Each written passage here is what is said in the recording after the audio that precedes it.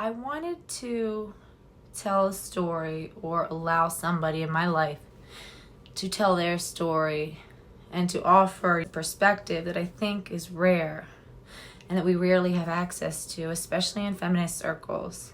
You might think, what does this have to do with feminism? Why are we listening to a man share his personal experiences and his feelings and his life growing up? And I'm not gonna prescribe or give a purpose for what I expect you to get out of this. I don't know what I want you to get out of it. I just know that I got something out of hearing his story. And I think that potentially learning and understanding men and certain truths about men can just help us have a wider just compassion. And I hesitate even saying that because I do feel like women have always been placed such a burden to have compassion for men and to have compassion for everybody and humanize everybody in ways that other people aren't expected to do for us. And I understand that. But if nothing else, to at least equip ourselves so that we can address problems like male violence with better understanding. We can address problems, just problems in general.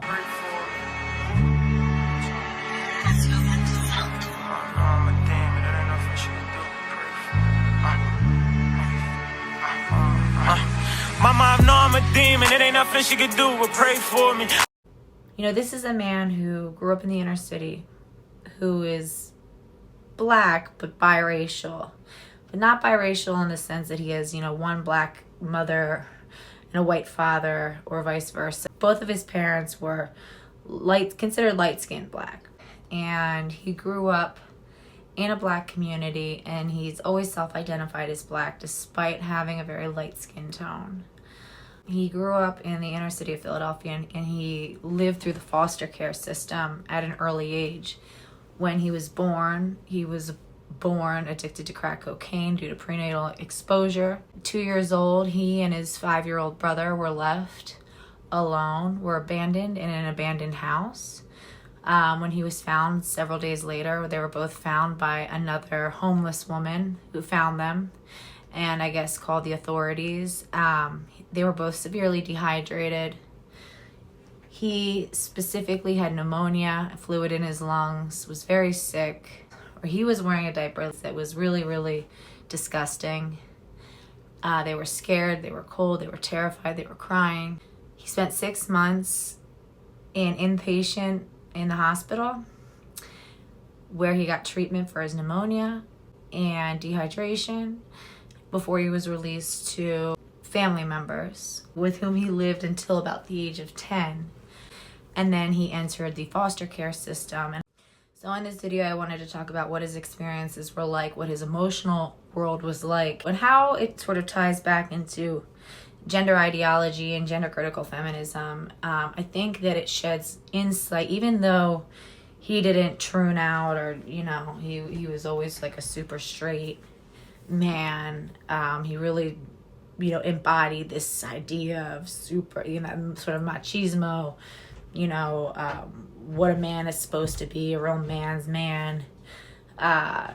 This is what men do. Just gender roles, right? And it's two sides of the same coin. And it's interesting because this whole gender ideology, operates under the guise of breaking gender stereotypes when it all does is shuffle them around. But it doesn't at all break them. It reinforces them. It just says we can mix and match our sex with our gender stereotype, but the stereotype is always, a woman is always this and a man is always this. And if you're a woman who likes these things, well, then you're really a man. You're not just a woman who likes a range of things, you're actually a man. And vice versa. If you're a man who likes, these traditionally feminine things, then you actually are a woman, which is insane. Also just understanding how children gravitate to these identities, the sense of belonging when they don't have belonging. I've received a lot of pushback because of my assertion that the nuclear family and even more, the extended family is such a critical, central, essential piece of society. It is the keystone of society. And once that begins to break apart, women suffer, men suffer, and most importantly, children suffer. And children will always seek family. We are hardwired to seek family, to seek a core, group that we look up to, that we role model ourselves after, that we are seeking a blueprint from. And if we don't have a core family to receive those things from, to receive that love, that attachment, we won't just, okay, well, that's fine. We will seek it, and we will seek it in some of the most dangerous ways. And adults will sniff that out so quickly. Dangerous adults, groomers will sniff that out so quickly, and they will take advantage of these children, and they often do. So just like the gender ideologues, look for children who, they're the queer kid, the kid who doesn't fit in, the kid who's having a tumultuous time at home. We talk about glitter families. It's, oh, come over here, we'll take care of you. Oh, forget about your family. They don't understand you. They don't support your every whim. You know who you are. You know what you want. We'll take you in. Oh, your parents are going through a divorce. That's, they've got their own things going on. We'll be here for you. We'll be your family. And in this story, you'll see so much of that same storyline played out. But it played out in a different way. And, in the inner city, and we wonder why these young black men get so pulled in and tied to this gangsta, hardcore lifestyle.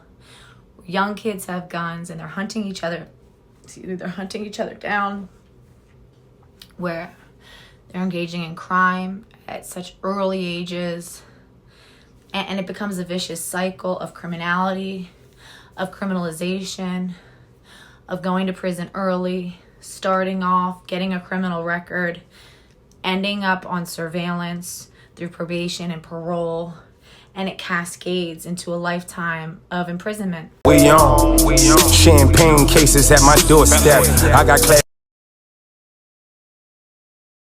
man, West Philly rapper that's next up, that's doing this thing, man. Leaf Ward, man. How you doing? Okay. You already know, big bro. I'm chilling, man.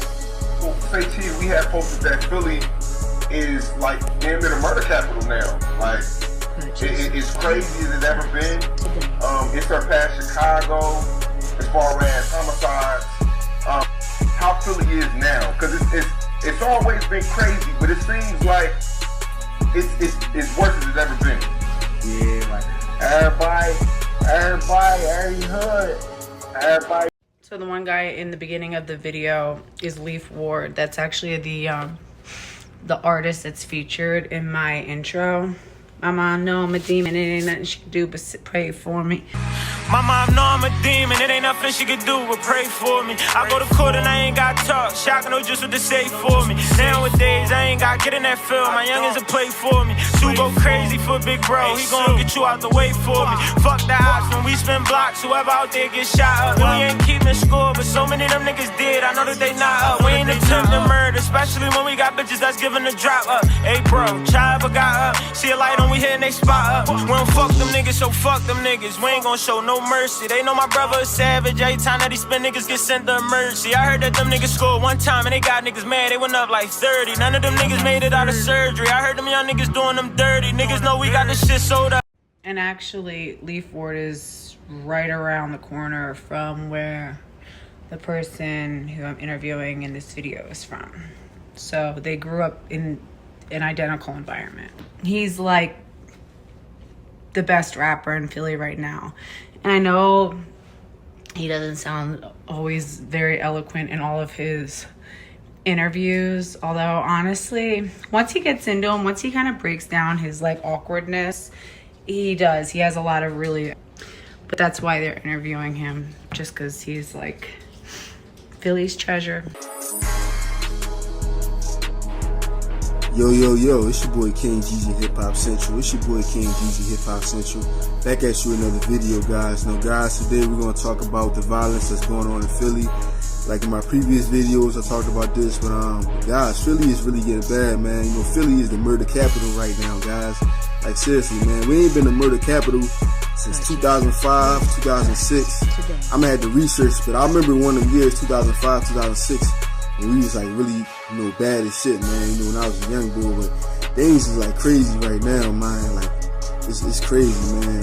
And I'm gonna talk about the things that I think that is fueling the fuel, you know, for Philly to be this way, man. And the first thing we gonna talk about is social media.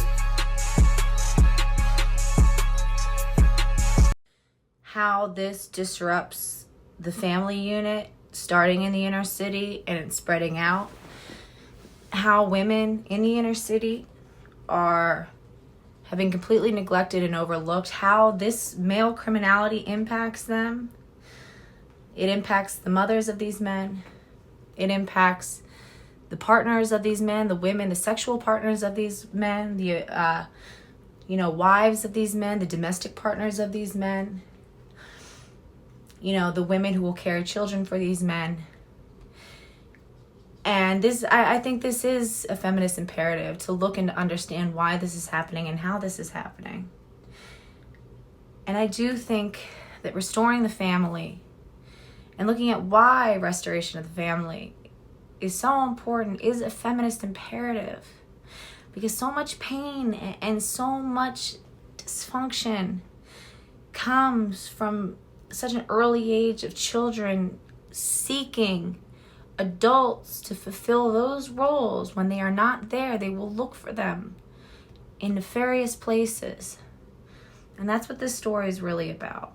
So we're going to look at, he looked for his mother and father, both of whom had essentially abandoned him very early in dangerous places. On the one hand, he looked for men in the street who taught him how to use guns from the time he was 12, taught him how to rob, taught him how to, confront other grown men, how to fight. He was about 6'2" by the age of 13 or 14. He was very strong and athletic, so he was built like an adult, the mind of a 13-year-old, and he was desperate to please. One thing that we know, my daughter's father escaped the Liberian Civil War, him and his mother, back in the mid-90s. And I've read a lot about that Civil War, and one thing that made it particularly heinous was the practice of recruiting child soldiers. And the reason why child soldiers were so coveted is because a lot of times they were highly athletic, they had been taken from their families, and they were so desperate to belong, to be loved, to have an identity within a family that was now, these guerrilla warfare groups and these men, and to earn the respect of these men. And they would go to the most extreme, barbaric lengths to prove themselves, to delight the people that they wanted approval from. It is horrific. And again, because their prefrontal cortex is not fully developed, these young men, young children, not men, children, don't have this object permanence, don't have this long-term sense of, cause and effect, or what you're doing is real and taking a life is forever. And you give them these guns and they have this power now over people. They can take out their anger, their hurt, their frustration, and they're getting the praise and the accolades from the people that they are so desperate to please, who are serving as a replacement for the parents that really should be guiding them. So this is a story about a young man, a young black man from the inner city of Philadelphia, born of the crack epidemic. This is when you hear, Hillary Clinton, or you hear Joe Biden talk about these super predator kids who are, these kids who are, these crack babies who there's no way to fix them. There's a second thing that we all have agreed upon, And that is, unless we do something about that cadre of young people, tens of thousands of them, born out of wedlock, without parents, without supervision, without any structure, without any conscience developing, because they literally, I yield myself 3 more minutes, because they literally have not been socialized. They literally have not had an opportunity. We should focus on them now, not out of a liberal instinct for love, brother, and humanity, although I think that's a good instinct, but for simple, pragmatic reasons. If we don't, they will, or a portion of them will, become the predators 15 years from now. And Madam President, we have predators on our streets that society has, in fact, in part because of its neglect, created. Again, it does not mean because we created them that we somehow forgive them or do not take them out of society to protect my family and yours from them. They are beyond the pale, many of those people. Beyond the pale. And it's a sad commentary on society. We have no choice but to take them out of society. And the truth is, we don't very well know how to rehabilitate them at that point. That's the sad truth. You're looking at the fellow who was one of the primary architects of the Sentencing Commission. You know what the basic premise of the Sentencing Commission is? I know the presiding officer knows. It was the first time in 80 years we rejected the notion that the condition of sentencing must be related to how long it would take to rehabilitate. I'm the guy that said rehabilitation, when it occurs, we don't understand it and notice it, and even when we notice it and we know it occurs, we don't know why. So you cannot make rehabilitation a condition for release. That's why in our system, the federal system, you serve 85% of your time. I remember when it was going on, when I was making these arguments in the late 70s, they used to call it Biden's same time for the same crime provision. It's a shame, but we don't know how to rehabilitate. But there is a consensus, and I will cease. A, we must make the streets safer. I don't care why someone is a malfactor in society. I don't care why someone is antisocial. I don't care why they become a sociopath. We have an obligation to cordon them off from the rest of society, try to help them, try to change their behavior. That's why we do in this bill. We have drug treatment and we have other treatments to try to deal with it. But they are in jail, away from my mother, your husband, our families. But we would be absolutely stupid as a society if we didn't recognize the condition that nurtured those folks still exist. And we must deal with that. And I think there's a consensus among Republicans in that. Old barbed wire Republican conservatives just want to hang them high. Even those folks are saying, hey, we got to deal with the root cause of this. Not one or the other, but separately. And liberal Democrats who used to say, let's look at the sociological underpinnings of why this occurred, and we have to, they're now saying, hey, look, we got to take back the streets. We'll make that fight later. This is who he was talking about, and it's not true. You know, and for anybody who hasn't figured it out yet, prenatal exposure to crack cocaine is not a death sentence. It doesn't mean you're going to be some sort of subhuman being.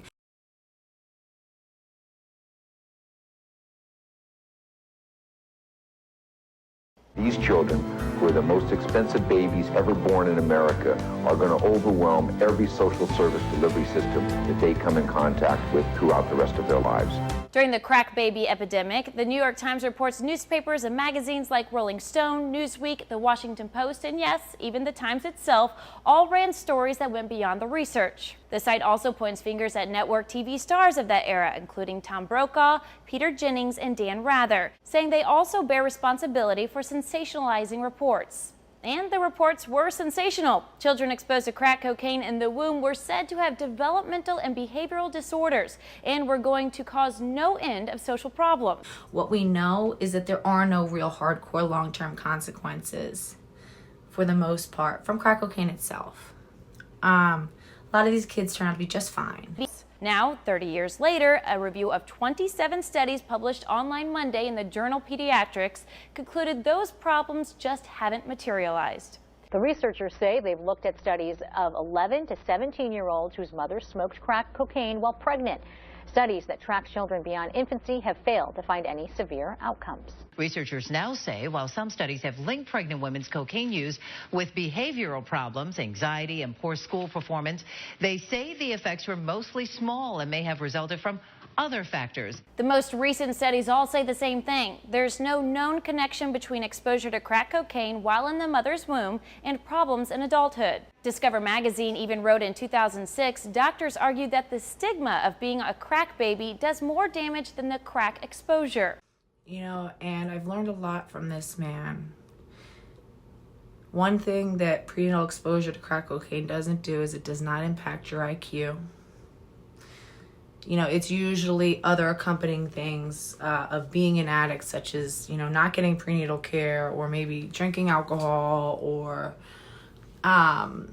domestic violence that can have more long-term impacts on the child. But, you know, crack cocaine as a teratogen does not have long-term impacts on the cognitive functioning. And what's more devastating to children is actually, you know, poverty after being born.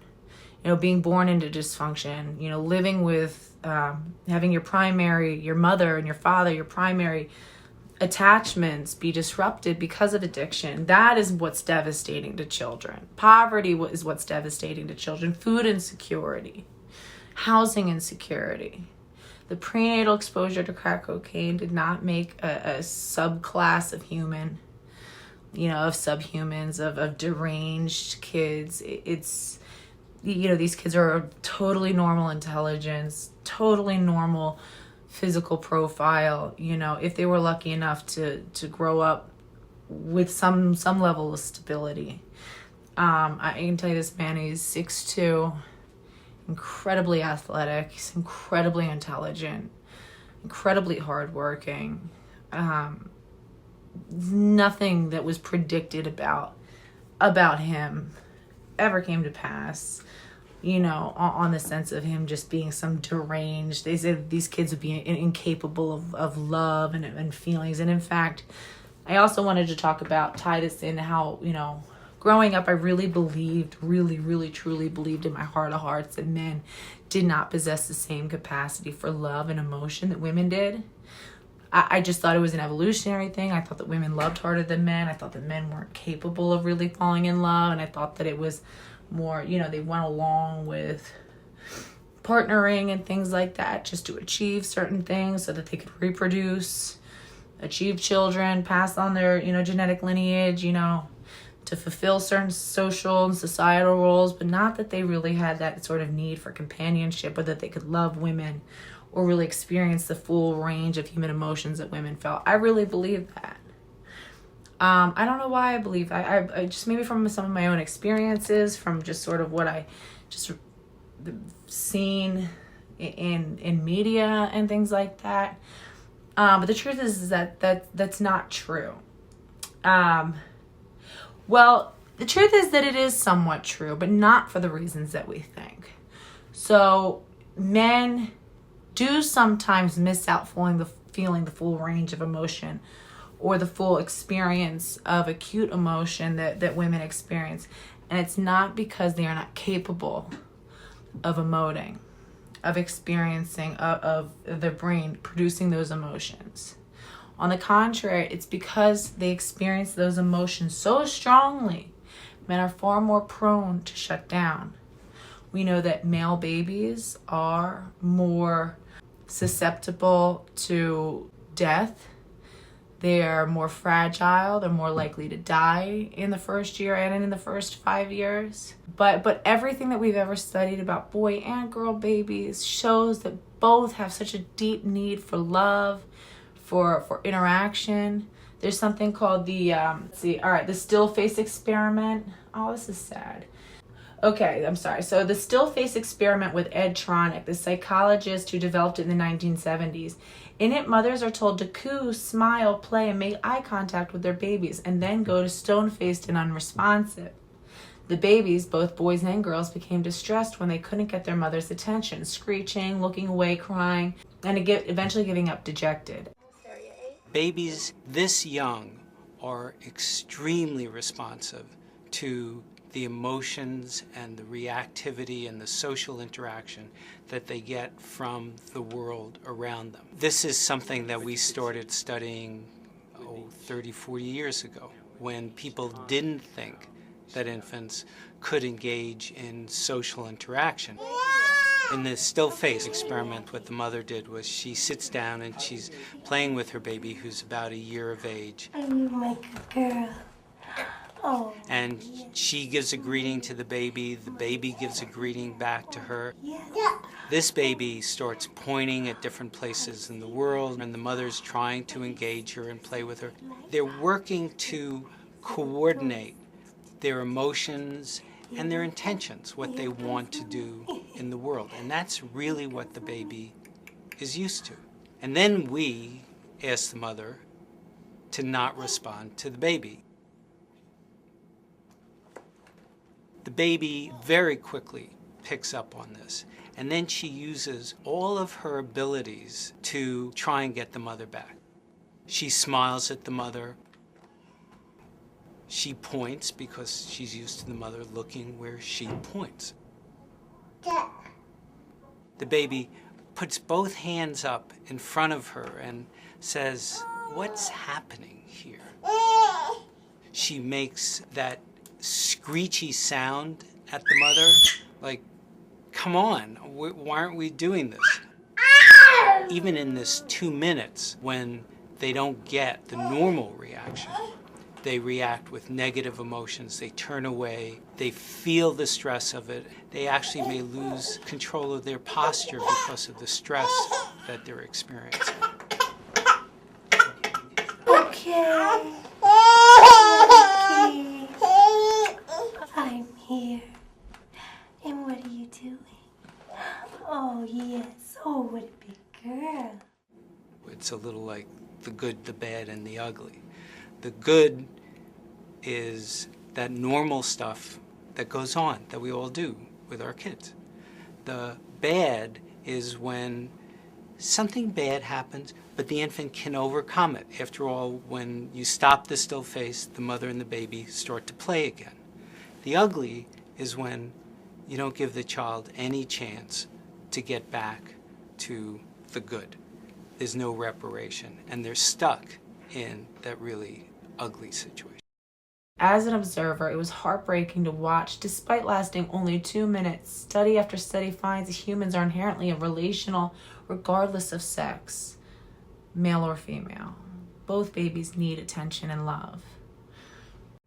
So, yeah, we know that it's not true that men and boys, you know, from such an early age throughout the rest of their life, do have a deep need for love, for intimacy. Men are actually far more likely to be victims of loneliness and also far more likely to commit suicide or engage in suicidal ideation and to follow through. It's a tragedy. Men are more, this is from Psychology Today, it says men are more vulnerable to loneliness than women. They have a greater need for belonging, connection, maybe because women come from women, whereas men don't come from men.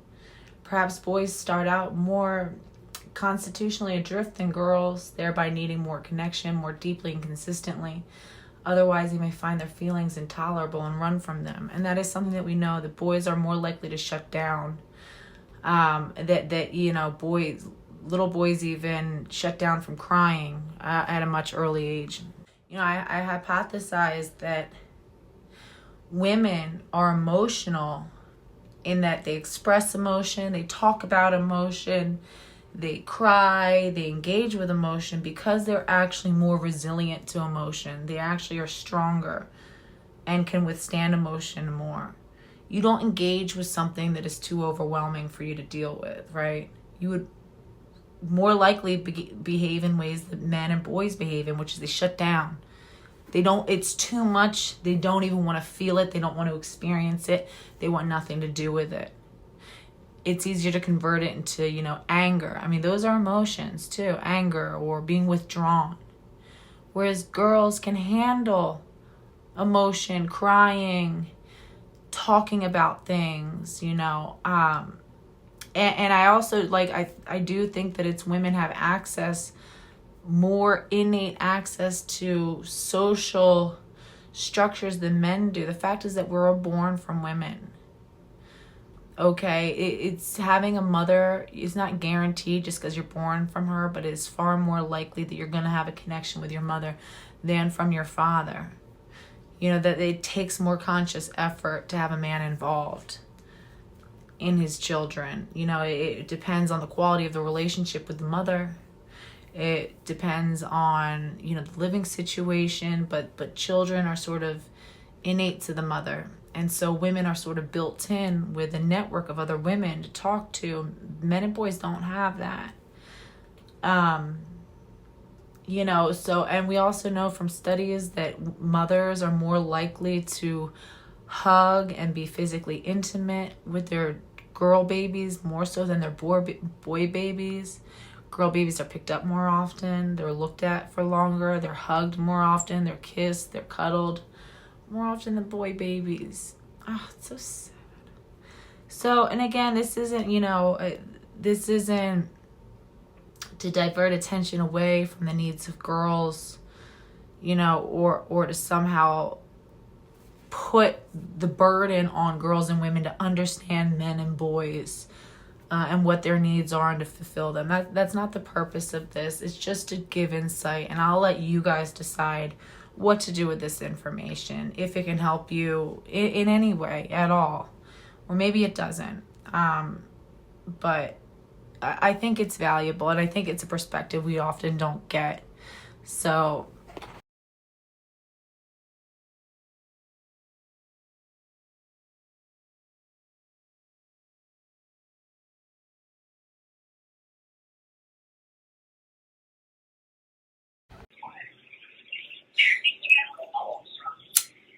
all right, well, what do you want to start with? We can start with whatever you want to start with. We can start with the grooming. How many? You know what I mean? How since we just talked about that, we can Well, what didn't you say? Even with one of your foster parents, weren't they getting you into shit? Yeah, I had a foster parent that was supposed to be taking care of me and supposed to be being an adult in my life, but in reality, they were a negative influence on me, and they were, they groomed me to become what they wanted me to become so they could use me for what they wanted to use me for. A lot of times when you don't have anybody in your life that really truly loves you while you're a small child, you become a tool for somebody else to make money, to get what they want, anything like that, you know what I mean? I was used in a couple different ways. One of the ways that I was used was, they used me to sell drugs and stuff, you know what I mean? Because they knew if I got caught, I would get a slap on the wrist versus an adult getting, jail time or a dirty record, you know what I mean? So basically, it's just a brief overview of how you got in the foster care system. All right, I want to give you, in short, my father went to prison, and he got 10 years in prison. And all these family members were trying to step up. Well, nobody was trying to step up in all reality. And, yeah, I'm just being honest. And they were bouncing me around from home to home. And they sent me to Philadelphia. It's wasn't a good idea. They sent me to Philadelphia, dropped me off at my grandma's house. And it's yeah, we'll be back to get them in 2 weeks. We'll figure something out. His dad's locked up, And, of course, the family in Philadelphia is well, I can't take care of no kids. I ain't got no money for that. You know what I mean? So 2 weeks turned into, how old were you? A couple months. I was roughly around 10 years old. No. I was about 10 years old. Got dropped off in Philadelphia. They kept calling my uncle. They kept calling him over and over. Come and get him, come and get him. They came and got me. Took me to Georgia. And Georgia, I stayed down there for a while. Grandma couldn't take care of me. She was too old. But she tried, though. But you know, a young boy needs attention. And it's a real thing. You know, I think all kids need attention, not even just young boys. And they ended up giving me to some people at a church. People at a church, they couldn't have kids. So they're like, oh, he's so cute. Oh, he's a little light-skinned, curly-headed kid. Oh, my God, he's so cute. We can't have kids. Can we have them? So I guess they used me as like a test dummy to see if they really wanted a kid. And they got me, and I was, you know, I was a good kid for a while. Then I became a handful because I was a class clown. I wanted to play around in school. And I just wasn't getting attention, I think. And I think that's what I was seeking, was attention. They ended up getting me in a lot of little dumb stuff in school. I ran away from home a few times. Lived in the woods and stuff. And I lived in the woods at one time for like a week straight. And that you know, that was the last straw. And they moved me back to Philadelphia. And when I got to Philadelphia, they basically grandma took control over everything. I was too much for her to handle. I bounced around from families' houses there. And, you know, no one ever wants to deal with someone else's kid at the end of the day. It's like, it's rare to get, like, somebody that want to deal with someone else's kid. So, then comes boarding schools, group homes, foster homes. I go to this one group home in Scranton, PA. I won't be specific, but I went to this group home. It's an all-boys Catholic school. So after your mom and her boyfriend, you're like, what, 12? Kicked you, or they came and picked you up from? About 12, 13. And they came and picked me up from this group home. And it's supposed to have been like a weekend home pass.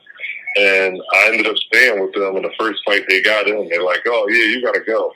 You got to go. It wasn't even nothing that I did wrong. It was them two arguing and fighting with each other.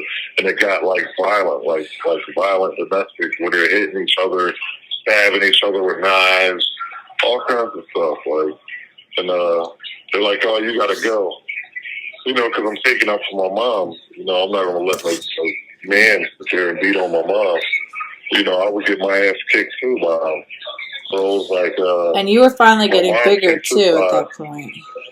Yeah, I was starting to go through puberty and stuff and getting taller and bigger. My mom was like, oh, you got to go. He doesn't want you here. You know, it's too much. And, you know, everything was better when it was just me and him. And, you know, that hurt my feelings a lot. And I ended up leaving or whatever. But the police were there, and they couldn't just leave. She called, like, the cops and whatever. And she's like, yeah, he ran away from a group home from foster care. Come get him. He's here now. She said you ran away?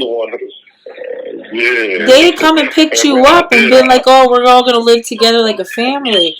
They threw you under the bus like that? Yeah. So that's fucked up. This guy, he ended up taking custody of me. And the guy now, how did you know him? And, I knew him because he smoked weed with my mom and her boyfriend all the time. He used to come down and smoke weed and drink beer and, you know, get his hair cut and stuff like that. So how'd you get in touch with him to get him to take custody? He came down to the apartment while the police were there. He was down there, like, just by luck chance he was down there. I don't know what he was doing. I was probably trying to get his hair cut or something. He was like, oh, man, that's fucked up. Well, I'll tell you what, I'll take him. And the cop's like, you sure? You can sign for him. Like, you got to sign right here. Wait, so it's literally that simple? That's how you get custody? They just sign with the cops, like, on the spot? Right on the spot. Johnny on the spot. It was around the year 2003. So this is, just to clarify, this is the Philadelphia foster care system. So if any adult, without even so much as, like, a background check, a home check. No, none of that. Any adult who just fucking shows up is like, hey, yeah, I'll keep him. I'll take him. Wow. Wow. But I'm grateful for what he did, because I was crying my eyes out that day, and I wanted to go anywhere but to a freaking boarding school. Yeah. Boarding schools aren't what people think. There's a lot of stuff that goes on in there. Like what? To the fact that there's a lot of stuff, and there's sexual abuse going on in these places. It's like mental health abuse, there's physical abuse going on. I got the shit beat out of me one day by these two guards. They were like brothers, and they were both on steroids. They were like juice heads, and all they did was like lift weights and like beat the crap out of teenage kids. Like, they did it for no reason too. I think, like I said something smart back to them. They like beat the crap out of me. I had rug burns on my face. Like, I was messed up. It dislocated my shoulder. I was like 12 years old. Didn't they pull you into the stairwell where the cameras can't see to do it? Exactly. Right behind the gym. Pulled me into the staircase and beat the crap out of me. And then said that I took a swing at him. Lied on me and said I took a swing at him. So basically your options were to either go back to this group home where it was abusive, and I'm sure it was probably like a Lord of the Flies sort of situation where it's like a bunch of hierarchy and the older kids fucking up the younger kids and all that kind of stuff. Or you could say that. It was definitely a lot of stuff going on in there. It just was an unsafe environment. I had a better chance of being on the streets. You know what I mean? It was bad in there. And plus you can't fathom it. There's no freedom or no nothing. No, it's not even about being the freedom. When I tell you some of the stuff that went on in these places, like, they just put kids that don't nobody care about. People care about but can't or unable to take care of. They put these kids in a bad position where they go to these boarding schools and they get the crap beat out of them by the other kids and the staff that work there. Every person that works there isn't a good person. You know what I mean? Some people come there and take their anger out on these kids that they have having problems at home and come to work and, you know, like, oh, I don't want to hear nothing today. If anybody gives me a hard time today, they're going to feel it. You know what I mean? And not even to mention, you know, those are like the places where I first was, you know, like, groomed into, you know, sexual things, like, you know what I mean? I don't know how to say this, but like grown women, like, you know, women in their 30s and 40s, like, you know, like wanting to do stuff for like little teenage boys, you know what I mean? And don't get me wrong, you know, like, you know, I liked that. That was cool. It was cool at the time, but looking back on it now, it was like kind of like screwed up, you know, because if a man was to do that to little girls, he would be all kinds of sickos and everything. But I think it's just different when a woman does this. And it's like that's a place where you live. And then didn't you almost start to feel like, I don't know, like these women, like, you know, they were like unhappy with their marriages and stuff, and like wouldn't they like talk to you about like their lives and like complain? Yeah, we would talk about it a lot. They would talk about like their husbands and, you know, how fat and out of shape he was, you know. And how old were you? You know, I was like 13. Yeah, 13, 12. So you have some, you know, mid-30s woman. I was big, though. I was a big guy for my age, so I was around 6 foot tall. Okay. So I was mature too. So I think that they felt themselves. There are no. All right, you're 34 years old right now, right? You think that there's any 13-year-old on this planet who's mature enough that you would feel like emotionally on par with them? No, but I'm not giving them an excuse, but I'm just explaining it to you how it feels dealing with something like that and how it felt at the time. You know, and I'm not saying it was right. I'm just saying this is what was going on. So being as though I went through all of that, I didn't want to go through it again. So I went with the guy upstairs in the apartment building, and, you know, coincidentally that led to a whole nother realm of problems. I went to a whole nother lifestyle. I was into, you know, survival mode, and, you know, started smoking weed. And, you know, the first time I ever smoked weed was with my mom. You know what I mean? First time I ever smoked a cigarette was with my mom. You know what I mean? And, no, I take that back. But first time I inhaled a cigarette was with my mom. You know what I mean? Like, it turns into something different when you don't have love and care and nurturing from like your parents. You look for it from anywhere, and this goes for girls too. I know it does because I'm close. I was close with girls back then, and they used to tell me the same thing that I was going through. They were going through, and we were all the same age in these boarding schools, and we used to, you know, they were co-ed. We used to talk to each other and stuff. And I can only imagine how it was for a little girl with these sickos that work in these places that were like taking advantage of the fact that that kid has nobody to call home to and like tell about anything. You know what I mean? And they're the ones responsible for documenting the stuff. So it's whatever they document, you know, their word Whatever they versus this document, kid that's the truth. That's what happened. Right. So yeah, it was kind of messed up. So but yeah, I never really had, you know, like attention. Like that's one thing that I was always jealous about. Like about kids with like parents and stuff. Like when I did get into the real world and started seeing people with their families and their parents, and how parents would care for them and buy them shoes and take them to Dorney Park and Wildwood, New Jersey, and stuff like that. I've been in situations where I had family members that they sent their kids there, but I was the only kid that couldn't go. And I remember it hurting so bad, you know what I mean? Easter come around. Easter time comes around, and it's like everybody has Easter outfits in my neighborhood, and everybody's like buying like, you know, like nice clothes for Easter. They're showing off new sneakers, Jordans, Nike Air Force Ones, and you know they putting on. They want to look good on Easter Day, so they all buy their kids fresh Easter outfits. People would compete with each other, and you know on those days, you know that I was like one of the only kid that was wearing the same thing he wore yesterday. Like I would like have to just like make do with what I got. Like well, to don't this you day, feel I got like even just like the whole like, you know, because you were such a big kid at such an early age, you started like looking bigger, you were like tall, you were like a really strong athletic kid who looked like an adult at a young age.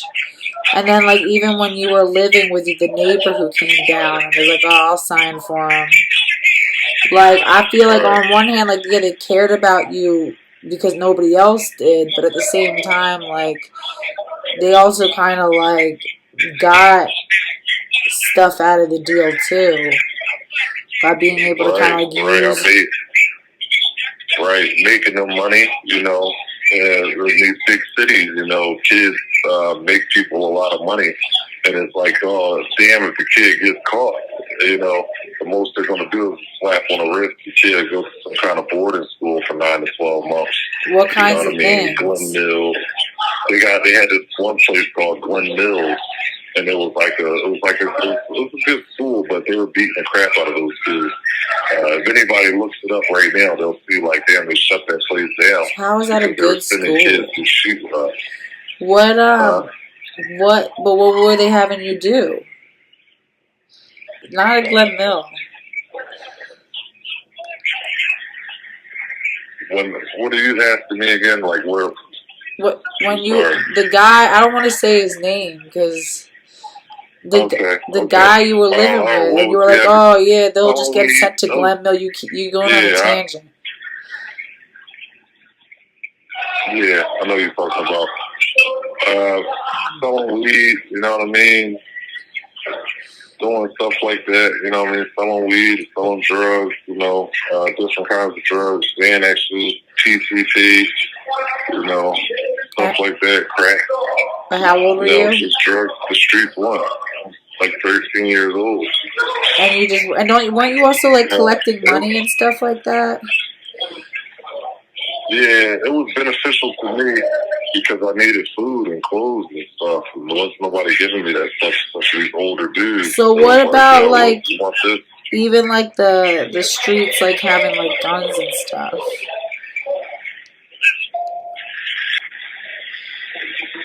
I'm sorry. Even the what? Like kids on the streets, like, having guns and stuff. Did you have access to, like, that kind of stuff as a kid? Yeah. You know, that all comes with it. I didn't want to mention that, but that all comes with it. You know what I mean? But that's worth mentioning because the point is that, you know, the whole point is it's like you have this, like, juvenile record, and it's because you were groomed by adults, Daryl, who were trying to groom you into fucking running drugs and taught you how to fucking carry a gun. You know, this isn't just like, oh, you wanted to be gangster, you wanted whatever. It's you were a child who was desperate to survive and to have, you know, any stability that was safe in your home, in your life. And if that's the price, you know, if that's the ticket to board, then you were paying it. So,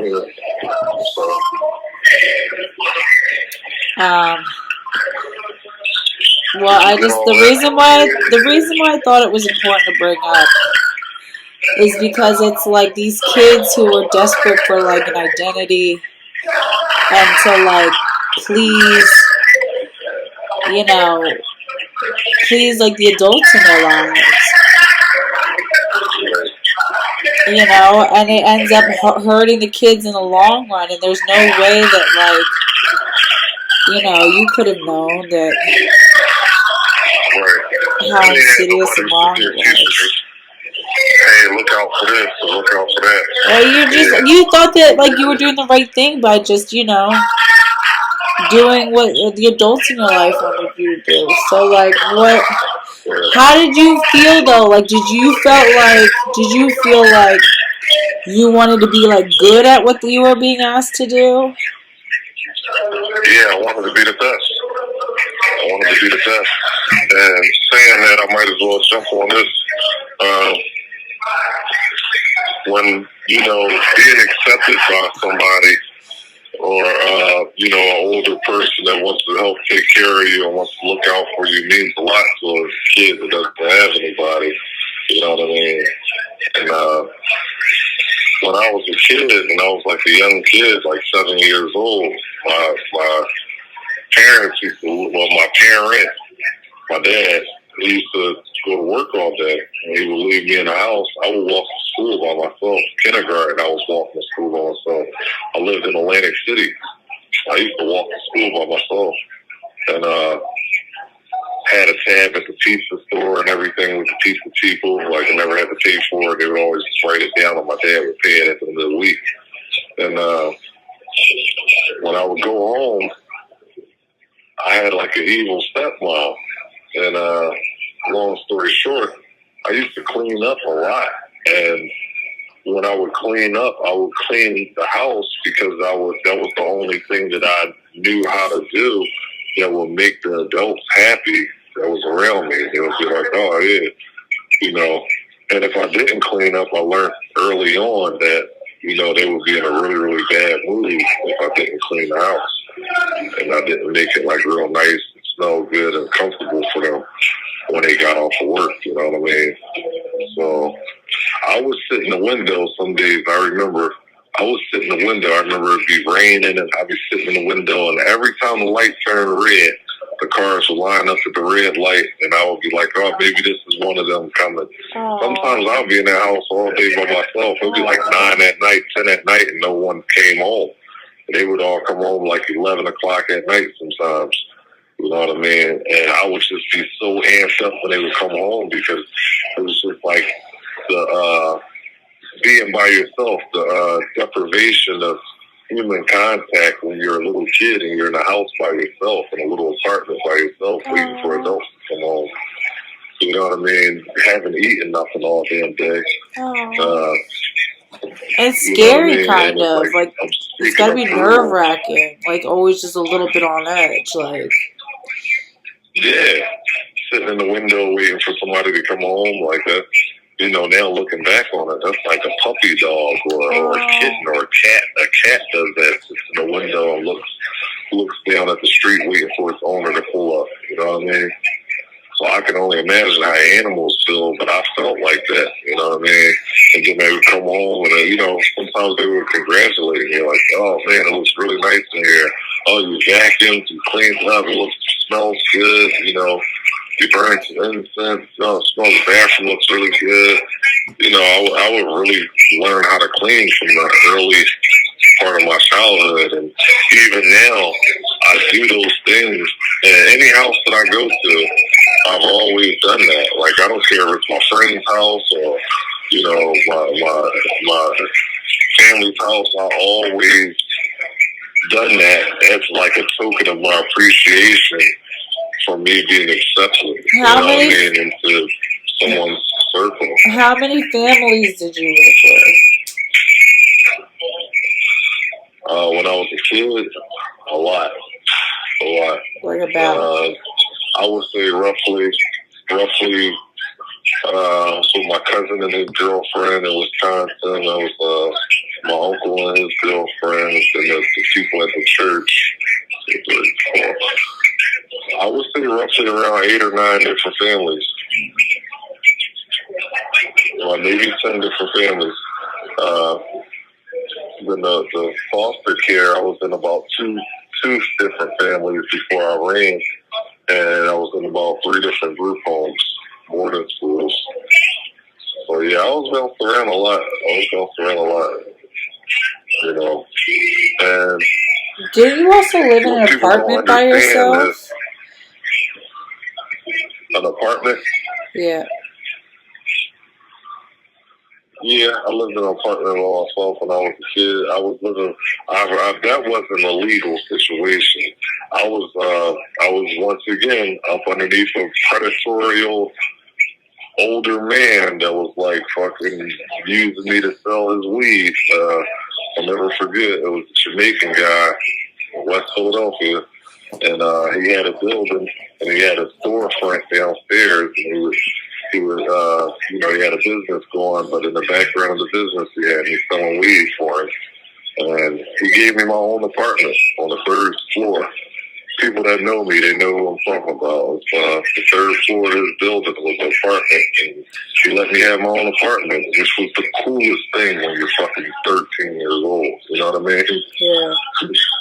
You know, I just think it's crazy. I think it's interesting that, like, you know, they always think about, like, well, why, you know, what's the problem with the hood? Like, why can't some of these kids get it together? Or why do some of these men are so involved in just like illegal activities when they're young, they're athletic? You get groomed. Like, that we're on the time you're a young kid. There's some stuff you learned early how to do. It's like the trade. The trade down there is. And then on top of that, you got to understand as well, on top of all that, these groomers that are out there, it's starting to get more intense. People don't even dig it. But at the end of the day, it's 2022. Right now, the demographic of dudes that you have out there, the older men that's out there, those dudes are doing the same thing that happened to me. They're doing it now. But now they're using the younger kids that's in their teens, in their late teens, early 20s. They're using them as crash dummies. The crash dummies basically means they're putting a battery in their back and winding it up. Yeah, go out here and do this. Go out here and do that. Just because these older dudes don't want to do it themselves because they know what's on the other side of the line waiting for them. Prison time and jail time. They don't want to go back to prison. They've been in prison already, so they use the young dudes that haven't been yet. They're using them. They're glorifying the lifestyle, and they're piping them up to go do whatever. And these dudes don't know. They don't understand the punishment that's waiting for them, and they're doing it. They're doing it. They're doing all the dumb stuff. They're doing it. They don't have any guidance. There's no kind of positive role models. And they're all telling them the same thing too. They're telling them like, "Hey, yeah, you're just gonna get a slap on the wrist. No big deal. They're not gonna do nothing. You're a kid. You be alright." So a lot of these kids are really being told by the adults that they trust. If you don't snitch, if you don't tell, you'll be fine. You'll be good. As long as you don't tell, you'll be fine. Right, yeah, we'll come. As long as you don't do this, you'll be good. Get you out of there. We'll pay for your lawyer. Oh, it's bad, though, man. It's bad. And it's younger and younger kids. Yeah, it's getting ridiculous now. And they all got guns out there too. And it's not adults who are playing with the guns. I mean, it is, but it's really kids. Kids are really the ones out there like shooting each other. It's the kids. Yeah. Yeah, it's the kids. The young kids. Young, you'd be surprised how young they get. I know. You got 12-year-olds out there doing it. I know. But I wanted to touch about feelings and emotions. I wanted to talk about feelings and emotions. That's one thing I wanted to touch on. Well, wait till it comes back around. Sure you do. No. How does it feel to be somebody's favorite person in the whole world? Like, genuinely, you know what I mean? And not be related to them, you know what I mean? I'm not your favorite person, yo. No, you are. You've engraved yourself to be my favorite person in the whole world. That's not something that just happens overnight. And it's not something that could be destroyed overnight. You know what I mean? Yeah. So I go back to saying this. I don't think you realize it. And in your mind, I really don't think that you believe me.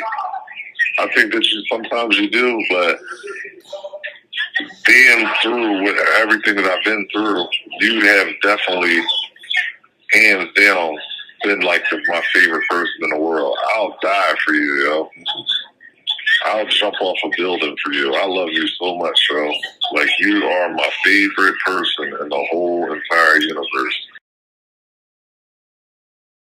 They are often the kinds of kids that are called super predators. No conscience, no empathy. We can talk about why they ended up that way, but first we have to bring them to heel. Unless we do something about that cadre of young people, tens of thousands of them, born out of wedlock, without parents, without supervision, without any structure, without any conscience developing, because they literally, I yield myself 3 more minutes, because they literally have not been socialized. They literally have not had an opportunity. We should focus on them now, not out of a liberal instinct for love, brother, and humanity, although I think that's a good instinct, but for simple, pragmatic reasons. If we don't, they will, or a portion of them will, become the predators 15 years from now. And Madam President, we have predators on our streets that society has, in fact, in part because of its neglect, created. Again, it does not mean because we created them that we somehow forgive them or do not take them out of society to protect my family and yours from them. They are beyond the pale, many of those people. Beyond the pale. And it's a sad commentary on society. We have no choice but to take them out of society.